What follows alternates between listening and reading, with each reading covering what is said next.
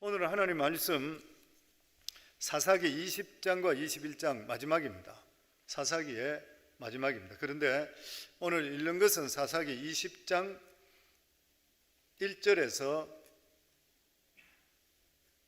11절까지 저희들 같이 읽겠습니다. 396페이지입니다. 제 성경은 구약성서 같이 읽습니다. 이에 모든 이스라엘 자손이 단에서부터 브알세바까지와 길르앗 땅에서 나와서 그 회중이 일제히 미스바에서 여호와 앞에 모였으니 온 백성의 어른 곧 이스라엘 모든 지파의 어른들은 하나님 백성의 총에 섰고 칼을 빼는 보병은 40만 명이었으며 이스라엘 자손이 미스바에 올라간 것을 베냐민 자손이 들었더라. 이스라엘 자손이들의 이 악한 일이 어떻게 일어났는지 우리에게 말하라 하니 레위 사람 곧 죽임을 당한 여인의 남편이 대답하여 이르되 내가 내 첩과 더불어 베냐민에 속한 기브아에 유숙하러 갔더니 기브아 사람들이 나를 치러 일어나서 밤에 내가 묵고 있던 집을 에워싸고 나를 죽이려 하고 내 첩을 욕보여 그를 죽게 한지라. 내가 내 첩의 시체를 거두어 쪼개어 이스라엘 기업의 온 땅에 보냈나니 이는 그들이 이스라엘 중에서 음행과 망령된 일을 행하였기 때문이라. 이스라엘 자손들아 너희가 다 여기 있은즉 너희의 의견과 방책을 낼지니라 하니라. 모든 백성이 일제히 일어나 이르되 우리가 한 사람도 자기 장막으로 돌아가지 말며 한 사람도 자기 집으로 들어가지 말고 우리가 이제 기브아 사람에게 이렇게 행하리니 곧 제비를 뽑아서 그들을 치되 우리가 이스라엘 모든 지파 중에서 100명에 10명, 1000명에 100명, 10,000명에 1000명을 뽑아 그 백성을 위하여 양식을 준비하고 그들에게 베냐민의 기브아에 가서 그 무리가 이스라엘 중에서 망령된 일을 행한 대로 징계하게 하리라 하니라. 이와 같이 이스라엘 모든 사람이 하나같이 합심하여 그 성읍을 치르고 모였더라. 아멘. 아버지 은혜 감사합니다. 지나간 3일 동안도 주님 은혜 속에 살게 하시고 또 주님께서 저희들 건강 지켜주시고 또 이렇게 하나님께 3일 예배 드릴 수 있도록 주님 축복해 주신 걸 너무나도 감사합니다. 오늘은 특별히 그동안 사사기를 강의했사온데 사사기 마지막 아버지 주님께 주시는 교훈을 듣기 원하오니 성령께서 오늘도 우리 각자에게 말씀해 주시어서 믿음으로 온전히 서는 저희들 될 수 있도록 축복하시고 성령께서 우리 각자에게 말씀하여 주시옵소서. 예수님 이름으로 기도하옵나이다. 아멘. 이 사사기 마지막 부분은 세상을 따라가다 거의 망하기 직전까지 가게 된 베냐민 지파를 소개하고 있습니다. 베냐민 지파는 가나안 땅을 제비 뽑을 때에 예루살렘 지역을 그쪽 지역을 뽑았습니다. 그 예루살렘 안에는 여부수 족속들이 살았던 것이요. 결국 이 베냐민 지파가 여부수 족속을 몰아내고 예루살렘 성을 차지해야 되는데 여부수 정이 끈떡지게 또 버티는 점도 있었지만 이 베냐민 사람들이 가나안에 그냥 정착하기가 바빠서 하나님께 주시는 이 땅을 차지하는 데 대해서 별로 관심이 없었습니다. 그러니까 잘 살고 먹고 사는 데 관심이 많았지 영적인 일에는 관심이 없었던 것이에요. 이 결과적으로 이러한 영적인 일에 대해서 게을리하게 될 때 얼마 가지 않아서 이 베냐민 지파는 죄로 말미암아 정복당해 버렸어요. 그래서 베냐민 지파의 청년들이 무서운 동성연애자가 되어버리고 깡패로 바뀌어버렸습니다. 결국 영적 전쟁을 원치 않던 이 베냐민 지파 사람들은 자기들도 모르는 사이에 가나안 사람이 되어버렸고 심지어는 소돔 사람처럼 성적으로 타락한 사람이 되어버렸다는 거예요. 그래서 우리가 알아야 될 것이 뭐냐면은 사람들이 보통 이야기할 때 내가 믿음적으로 살지 않는다 이러면 그냥 평범하게 보인다 했는데 그게 아니라는 거예요. 부흥에 반대되는 것은 평범이 결코 될 수가 없다는 것입니다. 부흥에 반대된다는 것, 내가 믿음으로 바로 살지 못하는 것은 성적으로는 타락이고 멸망인 것이고 심판인 것이에요. 그래도 우리가 하나님을 안다고 생각하면서 성령 충만을 만약에 추구하지 않게 되면 어느 순간에 우리들의 삶이 세상 사람과 똑같은 평범한 삶같이 보이고 별 차이가 없어 보이는 것이에요. 그런데 이런 삶, 평범한 삶을 살게 될 때 반드시 문제가 생기는 게 세속이 들어오게 됩니다. 우리 속에는 그 성령의 소욕과 우리 육체의 소욕이 끊임없이 싸운다 그랬는데 우리 육체의 소욕이 성령의 소욕을 이겨버리는 거예요. 그러려면 사탄이 들어와서 그 사람을 멸망시킨 것도 있지만 하나님께서 절대 그냥 두지 않습니다. 우리 믿는 사람은 반드시 기억해야 되는 것이에요. 그리고 우리 알아야 될 것은 뭐냐면은 이 세상을 하나님께 설계를 하실 때에 죄가 어느 정도 수준에 올라가면 자동적으로 예고 없이 심판이 내리는 거예요. 노아 때도 그랬습니다. 소돔과 고모라 때도 마찬가지인 것이에요. 경고 없이 그냥 하나님께서 완전히 심판해 버리는 것이에요. 그래서 사람이 하나님을 멀리하고 육체의 쾌락을 찾아가는 것은 우선 순간적으로 굉장히 좋아 보이는 것 같지만은 자기도 모르는 사이에 내 속에 성령의 능력이 꺼져버리는 것이에요. 어느 순간에 나에게 재앙이 닥쳐오는 것이에요. 이거 우리 예수 믿는 사람 절대 잊지 말아야 돼요. 그래서 우리 믿는 사람은 항상 깨어 있어야 돼요. 두말할 필요가 없습니다. 우리 1절과 2절 다시 한번 같이 읽습니다. 이에 모든 이스라엘 자손이 단에서부터 브알세바까지와 길라앗 땅에서 나와서 그 회중의 일제의 미스바에서 여호와 앞에 모였으니 온 백성의 어른 곧 이스라엘 모든 지파의 어른들은 하나님 백성의 총회에 섰고 칼을 빼는 보병은 40만 명이었으며 레위인이 기브아에서 밤에 동네 깡패들에게 봉변을 당해서 그 아내가 능욕을 당했습니다. 그러고 나서 죽어버리니까 이 레위인이 첩의 시체를 12조각 만들어서 각 지파들에게 보냈던 것이에요. 각 지파에서 갑자기 소포가 한데 열어보니까 여자 몸뚱아리가 12채, 한 덩어리가 들어있어요. 얼마나 놀랐겠어요. 얼마나 놀랄 뿐만 아니라 누가 이런 악한 짓을 저질렀나. 그래서 사람들이 미스바에 각 지파에서 모였는데 보병만 40만이라고 그랬어요. 그러면서 거기서 이스라엘 전체 지파가 모여서 총회를 엽니다. 그러면 이 당사자였던 레위인을 불러서 자초지종을 이야기하라 그랬던 거예요. 우리 4절에서 6절입니다. 같이 읽습니다.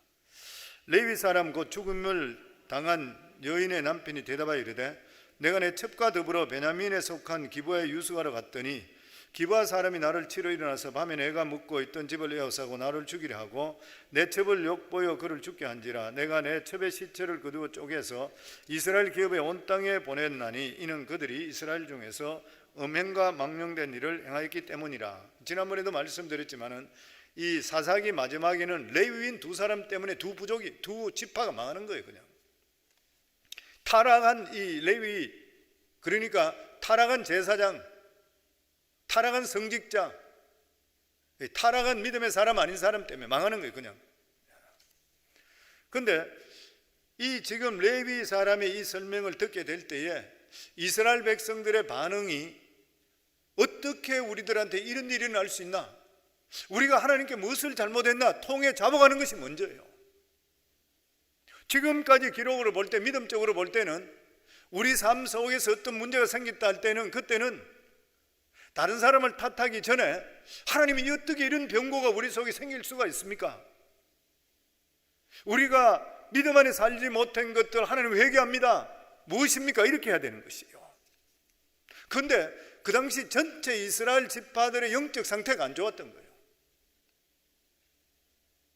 그러니까 지금 현재 이 이스라엘 사람들이 그 말을 듣자마자 감정적으로 엄청 흥분합니다. 세상에 이런 일이 있을 수가 있나? 그러면서 자기들이 맹세를 하는 것이 뭐냐면 기브아 사람들을 치기 전에는 집으로 안 돌아가겠다 맹세해 버려버렸어요. 전체 사람이 수십만 명이 모이는 거잖아요. 군인들만 40만 명 모이는. 그러면서 자기들 하는 이해가 기브아 족속들, 이 기브아를 치기 전까지는 자기들은 절대 가지 않게 하나님께 서운해 버렸습니다. 이것은 실제적으로 이스라엘 백성들을 속박하는 맹세인 거예요. 맹세 때문에 인생 망치는 경우 많이 있잖아요.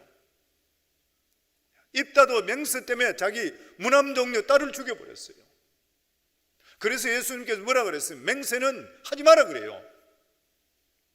얘는 아니나 이렇게 이야기하지 맹세하지 말라. 그게 왜 그러냐면은 왜 맹세를 하지 말아야 되는 이유가 되냐면 잘못된 맹세를 하면은 거기에 얽히게 되는 것이고 두 번째로는 일반적으로 흥분돼서 하는 맹세는 영적 상태가 좋지 않을 때 해요. 영적 상태가 좋지 않을 때 맹세하고 나서 말을 했기 때문에 입에 걸려버리는 거예요. 사람이 사탄이 딱 걸어버려요. 지금 그런 처지가 되어버렸습니다. 그러면서 누구든지 간에 지금 여기 모인 사람 중에 집으로 돌아가는 자는 또 치겠다고 그랬어요. 기부와 족속들도 쳐버리겠지만 여기 있는 데서 누구든지 떠나는 사람이 있으면 그 사람 죽을 줄 알아라, 이렇게 이야기하는 거예요. 우리 8절에서 9절까지 말씀입니다. 모든 백성이 일제히 일어나 이르되 우리가 한 사람도 자기 장막으로 돌아가지 말며 한 사람도 자기 집으로 들어가지 말고 우리가 이제 기브아 사람에게 이렇게 행하리니 곧 제비를 뽑아서 그들을 치되. 얼마나 이게 무모한 결정인지, 아무리 기브아에 많은 사람들이 레위인이 있던 집에 몰려왔다 하더라도 기브아 사람 전체가 동성연애자고 앙패는 아닌 것이에요. 근데 지금 이스라엘 사람 모여서 기브아 전체를 다 친다고 결정해버렸습니다. 그 기브아가 잘못했다고 이야기하는 것 그 자체는 좋은 일인 것이에요. 맞는 말인 것이에요. 근데 이렇게 했던 말을 기브아 속해져 있는 베냐민 지파죠. 전체 기브아가 베냐민 지파에 속해졌으니까 이 사람들이 그 말을 받아줬어야 되는데 받아주질 않았는 거예요. 베냐민 지파는 이스라엘 총회에서 결정한 것을 자기들이 불복했습니다. 우리 14절에서 16절입니다. 도리어 성읍들로부터 기브아에 모여오고 나가서 이스라엘 자손과 싸우고자 하니라. 그때 그 성읍들로부터 나온 베냐민 자손의 수는 칼을 빼는 자가 모두 26,000명이요 그 외에 기브아 주민 중 택한 자가 700명인데 이 모든 백성 중에서 택한 700명은 다 왼손잡이라 물매로 돌을 던지면 조금도 틀림없는 자들이었더라. 여기 보면 베냐민 지파들이 싸우겠다고 칼을 뺏는 자들이 26,000명, 40만 명에 되는 것 때문에 상대가 안 되죠. 그리고 기브아 주민 중에 택한 자가 700명인데 다 왼손잡이라 물매로 돌을 던지면 틀림없다. 에훗과 같은 그런 사람, 머리카락 하나도 맞출 수 있는 백발백중의 사람, 이 대단한 용사들인 거예요. 그러니까 자기들이 부당하게 자기들이 요구한다 생각해서 성산이 있다 생각했는 거예요. 그래서 베냐민 지파 모두 다가 이 기브아 사람들을 지키기로 결정을 해버렸습니다. 근데 중요한 것은 왜 베냐민 지파 사람들이 정당한 이스라엘 총회에서 결정된 것을 거부했느냐는 것이에요. 자기들이 만약에 총회에서 결정된 대로 기브아에서 이 레위인의 첩을 융관했던 이러한 깡패들을 잡아서 몇 명이든지 몇십 명 보내줘 버렸으면 됐는데 왜 그들은 그렇게 하지 않았냐는 것이에요. 그것은 뭐냐면은 이 사람들은 12지파로 있다 하더라도 가나안 땅에 들어와 살면서 믿음적으로 하나 결속이 되지 못하고 이 사람들은 개인적인 사상이 팽배했습니다. 공동체 의식이 없었던 거예요. 나만 잘 되면 된다 생각했어요. 그러니까 왜 우리들에게 간섭하느냐는 거예요. 그래서 이스라엘 총회 결정들을 자기들이 우습게 생각했던 것이요. 또 뿐만 아니라 베냐민 지파 사람들이 말씀대로 살지 않았기 때문에 죄에 대해서 무감한 거예요. 뭐 그 정도까지 그럴 필요 있냐? 뭐 그 정도 그냥 지나갈 수도 있는 거 아니냐? 근데 왜 때로 모여가지고 우리를 협박하느냐? 뭐 예를 들어서 어린아이가 잘못했다 그러면은 당신이 아이가 이런 일을 해석하면 아이고 죄송합니다. 내가 아이를 잘 가르치겠습니다. 뭐 이렇게 이야기하면 끝날 일인데 뭐 애들 잘하다 그럴 수도 있지 뭘 극악하느냐고. 그러다 어른끼리 싸움 붙어버리는 거예요. 여기에 보면은 이 결과적으로 여기 중요한 게 뭐냐면은 이런 결과가 일어났던 그러한 일은 하나님의 허락 없이는 이루어지지 않잖아요. 베냐민 지파의 지금 도덕적 타락이 머리 꼭대기까지 올라가 버리는 거예요. 죄가 관용되면은 오토매틱으로 그냥 하나님의 심판이 이른다 그랬잖아요. 지금 똑같은 거란 경우입니다. 만약에 베냐민 지파의 영성이 살아있었다 그러면 이스라엘 지파들이 모여서 이러한 총회에서 결정된 것이 있다고 한다면 자기들이 당연히 사과했을 것이요. 그리고 자기들 속에 있는 죄를 뿌리를 뽑아야 했을 것이요. 근데 영적으로 살지 못하기 때문에 인간적인 감정이 먼저 앞서는 거예요. 그러니까 강경 일변도로 그냥 부딪혀 버리는 거예요. 자기들도 돌아보지도 안 하고. 하나님께서 가장 싫어하는 죄가 무슨 죄라고 생각합니까? 하나님께 가장 싫어하는 것이, 죄 중에 가장 싫어하는 죄가 뭐냐면은, 인간적인 가장 싫어하는 것은 성적인 죄입니다. 하나님께서는 동성애든지 더러운 행위 같은 이런 거 용서하지를 않는 것이에요. 소돔과 고모라도 마찬가지였던 것이에요. 1980년도 중반에 빌리그램 목사님이 그런 말씀을 한 기록이 한번 읽은 적이 있습니다. 만약에 미국을 이대로 둔다면, 미국의 동성애가 번져가고 있고 이렇게 하나님을 떠나 있는 이러한 타락한 상태를 그만둔다면 하나님은 소돔과 고모라를 멸하신 걸 사과해야 된다 했대요. 무슨 말이죠? 저는 그 책 읽을 때 깜짝 놀랐어요. 빌리그램 목사님 미국의 영적인 상태에 대해 그렇게 이야기했습니다. 지금 현재 저는 정치하고는 별로 그 이야기는 안 하잖아요. 그런데 트럼프가 문제가 보통 많은 사람이 아니잖아요. 우리 지금 이민관계부터 해서 여러 가지로 작은 문제가 많아요. 소수민족이도 그렇고 여러 가지 있는데, 그럼에도 불구하고 영적으로는 오바마 정권보다 훨씬 나은 거예요. 오바마 정권 때는 동성연애를 합법화시키는 바람에 동성연애자에게 물건 안 판다 그러면 잡혀 들어갔잖아요. 메리지 사인하는 거 못하겠다고 양심 선언하는 거 들으면 감옥소 들어가 버렸잖아요. 진짜로.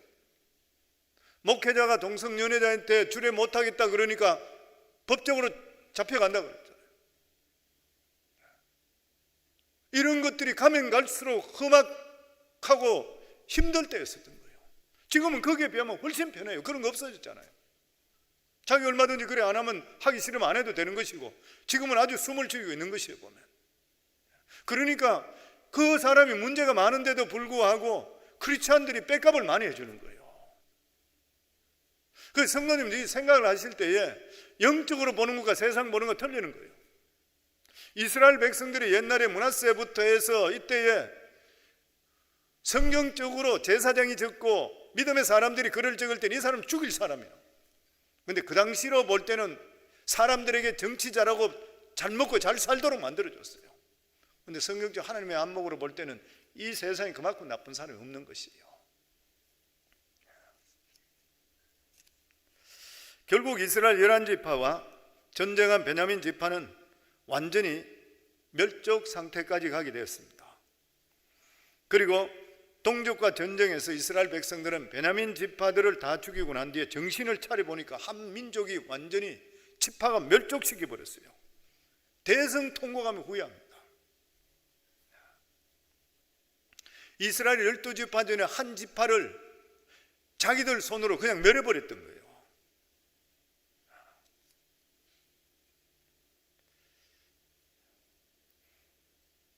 그래서 살아남은 이 베냐민 지파 중에 살아남은 사람이, 도망치는 사람이 림몬 바위 쪽으로 해가 피해가 도망친 사람이 남자 600명밖에 없었어요. 베냐민 지파의 용사들만 2만 6천 3만 명 되고 딴 사람 다 있는데 싹 다 죽어버렸어요. 600명 남았던 거예요. 그래서 이 베냐민 그때 정신을 차고 나서 베냐민 지파 600명 남은 사람들에게 평화를 선포하고 600명을 억지로 짝을 맞추어서 베냐민 지파가 지상에 없어지지 않도록 살아남을 수 있도록 만들었습니다. 그래서 결과적으로 이 베냐민 지파가 지금까지 살아나게 됐던 거예요. 그런데 참 놀라운 것은 사사기 뒤에 나오는 것들이 뭐냐, 다음 나오는 책이 룻기고 그 다음에 나오는 것이 사무엘 상하가 나오잖아요. 룻기는 중간에 사사기 시대 이야기고 이 사무엘 상하로 바로 나오면서, 그러면 사무엘이 나오고 얼마 있지 않아서 사울 왕이 나오는 거예요. 사울 왕이 누구냐면은 베냐민 지파입니다. 몇 명 남지 않았던 그 사람들 중에서 베냐민 지파예요. 그러니까 사울이 뭐라고 했냐, 자기를 기름 붓는다 그러니까 가장 연약한 지파인 베냐민 지파에서도 그 중에서도 가장 약한 집안인 기스 집안이라고 했어요.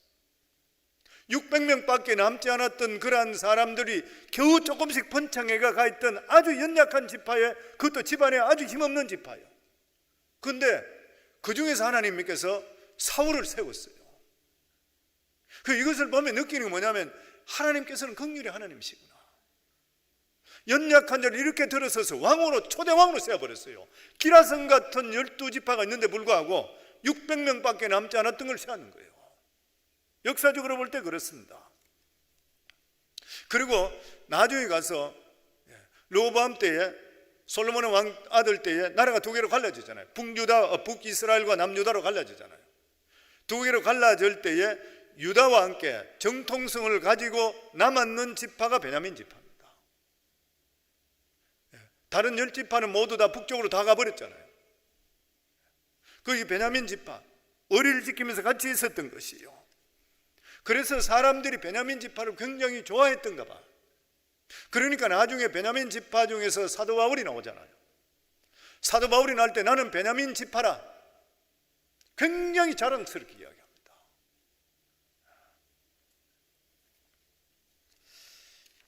하나님께서는 베냐민 지파가 성적으로 타락하고 영적으로 타락했을 때 이스라엘 백성들을 통해 응징이 되었습니다. 그럼에도 불구하고 이스라엘 백성들은 자기들이 응징했는데도 불구하고 전혀 기뻐하지 않았던 거예요. 왜냐하면 안에 민족끼리 내전이 붙어서 베냐민 지파 사람 다 죽고 자기들 지파 사람도 죽고 해서 얼마가 죽었냐면 성경에 보면 6만 5천 명이 죽었다고 그랬어요. 그리고 베냐민 지파는 진짜 600명밖에 남지 않는까지 가버렸습니다. 그래서 이들은 베델에 모여서, 그 당시 베델이 뭐였으냐면 베델에 하나님의 법궤가 있는 장소예요. 지금으로 이야기하면 예루살렘 성전과 똑같아요. 법궤 그 앞에 모여서 대성통곡합니다. 우리 사사기 21장 같이 21장 2절부터 3절 같이 읽습니다. 백성이 베델에 이르러 거기서 저녁까지 하나님 앞에 앉아서 큰 소리로 울며 이르되 이스라엘의 하나님 여호와여, 어찌하여 이스라엘에 이런 일이 생겨서 오늘 이스라엘 중에 한 지파가 없어지게 하시나이까 하더니, 이스라엘 백성들의 꿈은 뭐냐면은 하나님께서 아브라함을 통해 주셨는 이 귀한 복을 12지파가 받았으니까 12지파가 영원할 것이라, 전 세계를 품고 자라날 것이라 이렇게 생각했는데 가나안 땅을 다 정복하기 전에 12지파 중에 한 지파가 그냥 almost 완전히 죽게 다 됐던 거예요. 근데 왜 이렇게 되는 것인가? 왜 이 지경까지 오게 되는 것인가? 죄 때문인 것이죠. 죄와 싸워서 이기지 못하게 되면 지상이 없어집니다. 교회도 마찬가지인 것이죠. 우리가 예수 그리스도로 말미암아 크리스찬 됐잖아요. 믿음의 자녀 되었던 거예요. 그러면 우리들에게 할 일이 뭐인 것이요? 살아가는 삶에 대해서 목표가 분명하셔야 돼요. 목적이 분명하셔야 되는 것이요. 하나님께서 무엇을 기뻐하실까가 나의 비전이 될 수가 있어야 되는 것이요. 그래서 내가 먼저 변화되어야 되는 것이고, 그 다음에 가정을 변화시킬 수 있어야 돼요. 가정이 복음화되어야 돼요. 직장이 복음화될 수가 있어야 되는 것이요. 그 다음에 주위의 도시든지 지역적으로 해서 복음이 전거될 수가 있어야 되는 것이요. 그런데 내 자신이 죄로 말미암아 무너져 버리면 아무것도 못해요. 내가 무너졌는데 뭐를 해요? 내가 덕이 되지 않는데. 그래서 이스라엘 백성들이 베델에서 방성되고 했던 그러한 것이 죄가 이렇게 무서운지 몰랐는 거예요. 자기들 눈앞에 나타나는 이러한 죄로 인해서 이렇게까지 한 지파가 말살될 줄은 몰랐던 것이에요. 자기들은 그것을 그때 깨닫게 되는 것이에요. 그리고 이스라엘 백성들이 이런 걸 했는데도 불구하고 이 사람들이 실수했는 게 뭐냐, 맹세라 그랬잖아요. 이스라엘 백성들이 베냐민과 전쟁을 하며 3번 맹세를 했습니다. 그 첫 번째가 베냐민을 치기 전까지는 집으로 돌아가지 않는다. 두 번째가 이번 전쟁에 오라고 했는데 오지 않는 지파가 있다면 그 지파는 멸하겠다. 자기들이 맹세해 버렸어요. 그리고 자기들의 딸은 어떤 일이 있더라도 베냐민 지파와 결혼 안 시킨다. 이 세 가지를 맹세했습니다. 우리 21장 5절 같이 읽습니다. 이스라엘 자손이 이르되 이스라엘 온 지파 중에 총회와 함께하여 여호와 앞에 올라오지 아니한 자가 누구냐 하니 이는 그들이 크게 맹세하기를 미스바에 와서 여호와 앞에 이르지 아니하는 자는 반드시 죽일 것이라 하였습니다. 우리 1절 다시 한번 읽습니다. 21장 1절. 이스라엘 사람들이 미스바에서 맹세하여 이르기를 우리 중에 누구든지 딸을 베냐민 사람에게 아내로 주지 아니하리라 하더라. 이스라엘 백성들이 맹세를 하는데 철저히 하는 것은 좋아 보이는데 지나쳐버린 거예요. 맹세가 지나치면 신앙이 경직되어 버립니다. 무엇이든지 지나치면 말에 얽혀버려요. 지나치게 말에 얽혀버린 것이요. 그 이스라엘 백성들이 맹세를 할 때에 영적으로 좋은 상태에서 사랑에 따라 맹세한 것이 아니라 자기들의 그 감정에다가 따라서 맹세를 해버렸던 거예요. 성도는 우리가 반드시 명심해야 될 것이 맹세한다는 것은 더 나은 일을 작정하기 위해서 맹세하셔야 돼요. 그리고 내 상태가 영적으로 좋은 상태일 때 맹세를 하셔야 돼요. 그렇지 않을 때 맹세하시고 나면 그 맹세가 나를 붙들어 버립니다. 파멸해 버려요. 그러면서 이 사람들 맹세대로 주위에서 각 지파 족속들 중에서 전쟁에 참석하지 않은 지파가 누구냐 그러니까 요단강 동편에 있는 그 길앗 쪽이라, 야베스 길앗이라. 그러니까 정예 군대 12,000명을 길앗으로 보내버려서 사람 다 죽여버려요. 그리고 처녀만 400명 잡아오는 거예요. 같은 종족인데 피가 피를 낳게 되는 것이죠. 그리고 나서 나중에 이 남아있는 600명 사람의 부인들을 다 죽여버렸으니까 여자를 붙여주기 위해서 길라데 잡아온 처녀 400명, 그 200명이 부족하니까 실로에 있는 쪽에 여호와의 성회에 모이는, 거기 믿는 사람이죠. 여호와의 성회에 모이는 춤추는 사람, 아마 무용단이든지 찬양팀인 것 같아요. 거기 올 때에 잡아오라고 했어요.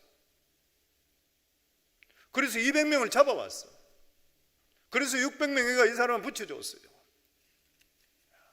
기가 막힌 일인 것이죠. 그 왜 이스라엘 백성이 이런 맹세를 3번이나 했는 것인가? 은혜가 고갈되니까. 은혜가 고갈되니까 이랬어요. 결과적으로 기브아 사람들 죄 때문에 자기들이 충격을 받은 것이라고 보이지만 더 중요한 것은 이스라엘 백성들에게 전적인 은혜가 없었던 거예요. 말씀이 없었던 거예요. 사람들은 하나님 말씀대로 그러면 하나님 말씀대로 율법대로 무조건 그냥 사람들 죽일 거 죽이고 살고, 그게 아니에요. 진정한 율법, 진정한 신정 정치는 뭐냐면은 백성들에게 말씀의 꼴을 풍성히 먹이는 거예요. 그러면 그 말씀을 받았던 백성들이 하나님 말씀을 가지고 자기 자신이 지혜롭게 모든 것을 결정하게 되어 있는 거예요.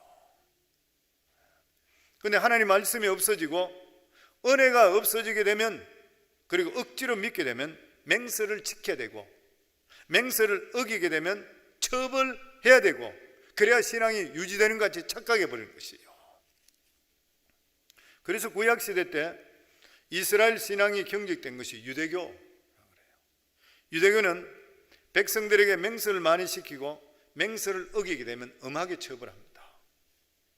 결국 이스라엘 백성들은 이 베냐민 지파 중에서 기브온 족속, 기브아 족속들에게 그 가라지를 하나 뽑기 위해서 다른 사람까지 다 죽여버렸던 거예요.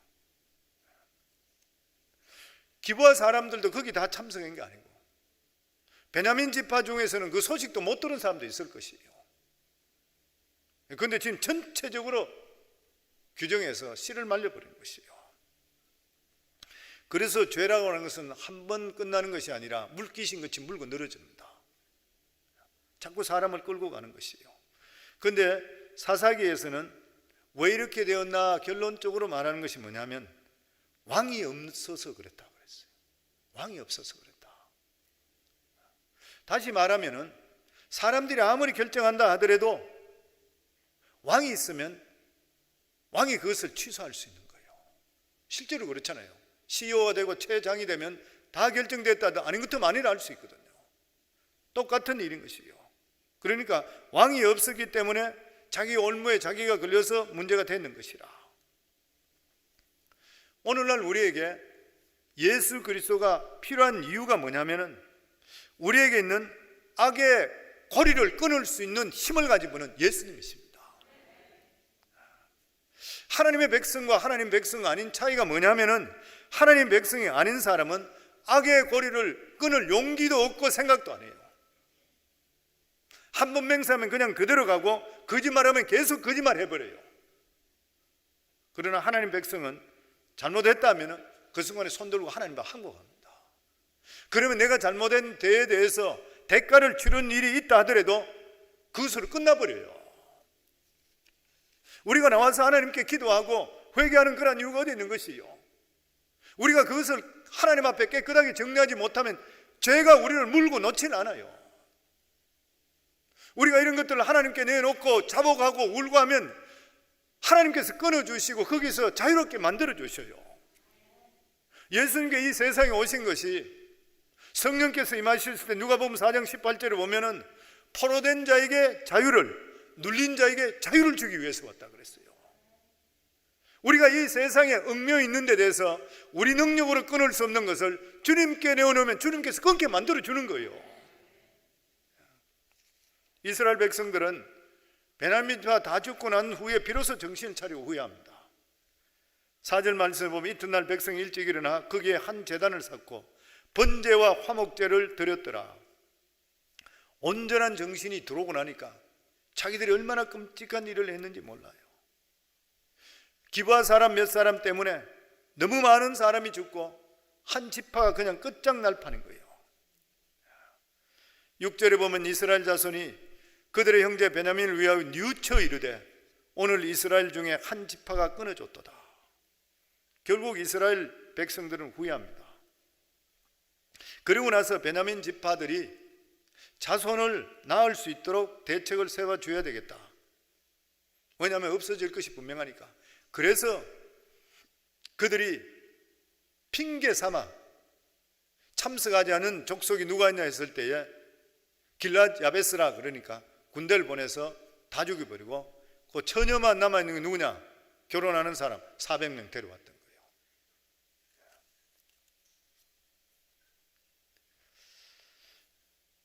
베냐민 사람들이 결혼해야 되면 반드시 이스라엘 여자와 결혼해야 돼요. 그런데 자기들이 맹세를 뭐냐면 자기 딸들을 주지 않겠다 그랬어요. 이럴 수도 없고 저럴 수도 없는 거예요.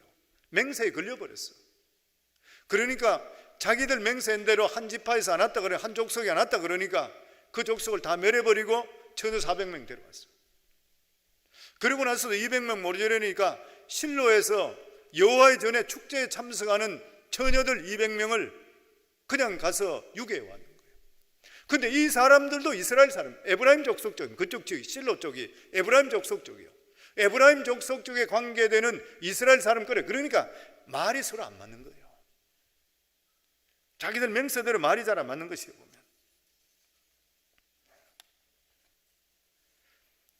보면 결과적으로 이 사람들은 핑계거리 이렇게 만들었는 것이에요. 그러면서 마지막으로 21장 9절부터 19절부터 21절까지 같이 읽습니다.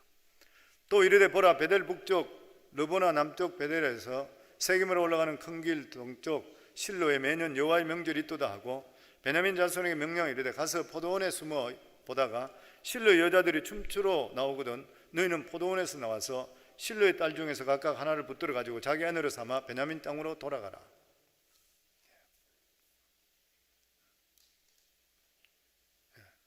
자기들이 책임질 테니까 남의 집에 딸들 납치해 가라. 그러니까 사사기 이때는 보면 이게 정말 엉망진창이었습니다. 그런데 사사기 기자도 이것을 기록하다 보니까 너무나 어처구니가 없고 이해 타당성이 맞지 않는 거예요. 서로가 이 말이 걸리고 저 말이 다 걸리는 것이에요. 그러니까 결론을 다시 내리는 게 뭐냐면은 이스라엘에 왕이 없었더라. 그거로 결론입니다. 사사기의 마지막에 보면 두 사람의 타락한 레위인으로 통해 발생하는 것이 한 사람의 레위인의 타락을 통해서 단 지파가 없어졌지요. 옮겨가지고 블레셋 쪽에 있다가 옮겨가서 나중에 지금까지 단 지파는 없어져 버렸습니다. 그것을 모세의 정손자 되는 손자 되는 잘못된 예언을 받았던 이 제사장의 말을 따라갔다가 자기들이 딴 지역 쪽으로 옮겼다가 망해버렸습니다. 한 사람의 타락 때문에 한 지파가 멸망해버렸어요. 또 한 사람의 레위인이 처벌드리고 이래서는 안 되는데도 불구하고 처벌드리는 이러한 타락함을 통해서 도덕적으로 타락함을 통해 공동체가 분열돼 버렸습니다. 그리고 베냐민 지파와 야베스 길르앗 족속들은 멸망해 버렸어요. 그래서 믿음의 사람들이 바로 서야 되는 것, 그리고 특별히 교회 지도자들이 바로 서야 되는 것 너무나 중요한 거예요. 그 다음에 또한 이 사건과 사사기는 사람이 하나님의 기준과 가치대로 살지 않고 각기 자기 마음에 드는 대로 살게 될 때는 반드시 세속적으로 빠진다는 거예요. 세상적으로 빠지게 되어 있습니다. 믿음에서 떠나면 세속화 되는 거예요. 심판을 견디지 못하게 돼요. 여호수아 시대부터 상당히 건강한 신앙적인 공동체가 어떻게 이렇게 몰락해 버린 것인가? 여호수아가 죽고 나서 사사기로 넘어오고 나서 이래 되는 거예요. 약속의 땅 가나안 땅을 하나님이 주셨는데 약속의 땅 가나안 땅에 들어오면은 자기들이 약속의 땅 가나안 땅을 여호와화 만들어야 돼요. 그런데 오히려 이 사람들은 믿음으로 사는 것을 없애버리고 그 사람 잘 사는 것 따라한다고 해서 세상화 되어버렸어요. 멸망해버렸습니다. 그래서 이런 문제가 생기는 거예요. 우리가 주시는 똑같은 말씀입니다. 성도는 믿음으로 사는 것 결코 쉬운 일 아니에요. 우리가 어떤 이 세상 살아가는 경우 속에서도 내가 말씀만 붙들고 내가 안 되더라도 이 말씀 붙든다. 딴 사람들이 그냥 적당히 저기 내가 잘 살더라도 나는 거길 안 가고 나는 말씀 붙든다. 절대 안 쉬워요. 근데 예수 모르는 사람은 글로 기록하도 상관없어요. 왜냐하면 이미 버려진 사람이기 때문에. 근데 믿음 안에 구원받은 하나님의 자녀들은 확실히 하나님의 길이 있는데도 불구하고 내가 세상의 좋은 길 따라가다 보면 반드시 나중에 가면 후회하는 일이 생긴다는 거예요. 사사기를 통해서 우리에게 하나님 기원해 주시는 그러한 말씀입니다. 사랑하는 성도님들, 우리가 수도사도 아니기 때문에 수도사같이 그런 살 수 없어요. 세상에 살기 때문에. 그럼에도 불구하고 하나님께서 우리에게 말씀하시는 것이 너희들은 세상의 소금과 빛이라 그랬어요. 그렇게 하기 위해서는 우리 삶이 믿음의 예수 그리스도 중심적이고 말씀 중심적이고 내 자신을 쳐서 계속 복종하고 바로 온전한 믿음 안에 살아갈 때 하나님께서 우리 삶을 이끌어주는, 생각하지 못하니 버려지게 만들어줍니다. 저는 우리 성도님 모두 다는 이러한 믿음을 가지시고 이러한 혼탁한 세상에도 믿음으로 승리하기를 주의 이름으로 축원합니다.